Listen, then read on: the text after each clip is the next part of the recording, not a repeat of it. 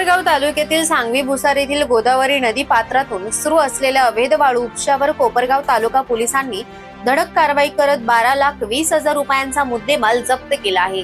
यावेळी वाळू भरणारे इसम घटनास्थळावरून पळून जाण्यात यशस्वी झाले, तर डंपर चालकाला पोलिसांनी ताब्यात घेतले।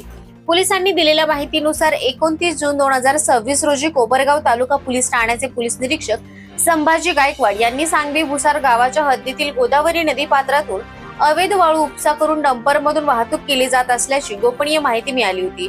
त्यानुसार पोलीस पथकाने घटनास्थळी छापा टाकला। कारवाई दरम्यान नदी पात्रात अवैधरित्या वाळू उपसा करून डंपर मध्ये वाळू भरली जात असल्याचे आढळून आले।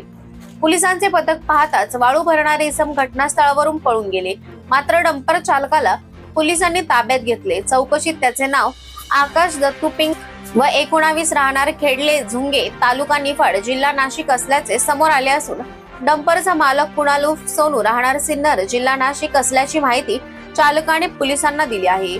या कारवाईत मीना क्रमांकाची पिवळ्या रंगाचा डंपर व त्यामधील सुमारे 2 ब्रास शासकीय वाळू असा एकूण 12,20,000 रुपयांचा मुद्देमाल जप्त करण्यात आले आहे।